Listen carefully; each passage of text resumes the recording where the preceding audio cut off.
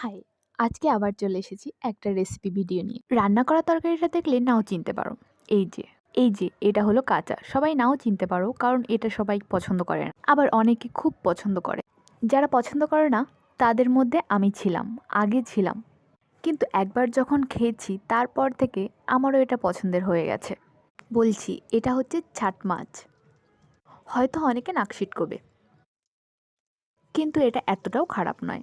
একবার রান্না করে খেয়ে দেখতে পারো। যেহেতু এটাতে খুব পরিমাণে তেল থাকে এর জন্য এর আষ্টে গন্ধটাও একটু বেশি। তার জন্য এতে পেঁয়াজ রসুন একটু বেশি করে দেওয়া লাগে আর একটু কড়া করে ভাজি করে নিতে হয়। আর নুন হলুদ তো তোমাদের পরিমাণ মতোই দিতে হবে। আমার যতটুকু প্রয়োজন আমি দিয়ে নিয়েছি। যতক্ষণ না ভালোভাবে ভাজা হয়ে যাবে ততক্ষণ পর্যন্ত এটা ঘুরতে থাকতে হবে। আর এটা হচ্ছে চুই ঝাল। আর যাতে একটু টক টক ফ্লেভার আসে তার জন্য আমি টমেটো কেটে দিয়ে দিয়েছি। টমেটোগুলো ভাজতে ভাজতে একদম গলিয়ে ফেলতে হবে যাতে গ্রেভিটা একটু লাল লাল হয়। যদি টমেটো শুধু তেলে না গলে যায় তাহলে একটু জলও নিতে পারো। আমি এখানে জল নিয়ে নিয়েছি। আর ঝালের জন্য এখানে আমি বাটা শুকনো লঙ্কা দিয়ে নিয়েছি। এটা একটু ঝাল ঝাল হলে বেশি ভালো হয়। এর জন্য আমি 6টা শুকনো লঙ্কা দিয়েছিলাম। আর এটা হচ্ছে বাটা মশলা, জিরে আর গরম মশলা বেটে রেখেছিলাম। এই পুরো মশলাটাই কিন্তু আমি শিলে বেটেছিলাম।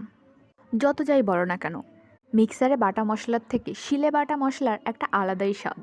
যাদের শিলে বাটা মশলার তরকারি খাওয়া অভ্যাস তারা মিক্সারে বাটা মশলার স্বাদ একদম নিতেই পারে না। প্রথম একবার কিংবা দুবার খেলে হয়তো মনে হবে না কিছু, কিন্তু তারপর থেকে ওটা আর মুখে রুচবে না, যেমন আমি। আচ্ছা, তোমাদের কোনটা পছন্দ, শিলে বাটা মশলা নাকি মিক্সিতে? না, এখন গ্রেভি হয়ে গেছে। আমি ছাট মাছগুলো ওতে দিয়ে দেব। দিয়ে ভালো করে খুন্তি দিয়ে ওলট পালট করে মশলাগুলো মিশিয়ে নেব।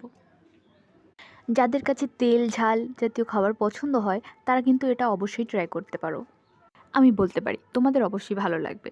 মশলাগুলো যতক্ষণ না পর্যন্ত মাছের ভেতরে চলে যাবে ততক্ষণ তুমি ঘুরতে থাকবে। মশলা মেশানোর পর তুমি নিজের পরিমাণ মতো একটু জল দিয়ে নেবে। আমি যেহেতু এখানে বেশি ঝোল রান্না করব না, তাই আমি আমার পরিমাণ মতোই জল দিয়ে দিয়েছি কম করে। আমাদের বাড়িতে কেউই তেলের জিনিস বেশি একটা পছন্দ করে না। ওই অল্প করে করে খায়, কিন্তু আমার বেশ ভালোই লাগে। যেহেতু সবাই কমই খায় তাই একটু শুকনো শুকনো করেই রান্না করছি। নাও, আমার তরকারি শেষের দিকে হয়ে গেছে প্রায়।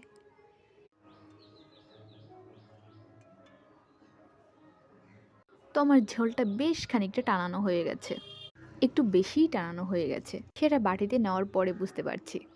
আর একটু হলে এটা ভাজির তকমা পেয়ে যেত। এই যে, এখন এটা ভাতের ভেতরে যাবে। কেমন হয়েছে জানিও কিন্তু। তো আজকের এই ভিডিওটা এই পর্যন্ত। ধন্যবাদ সবাইকে।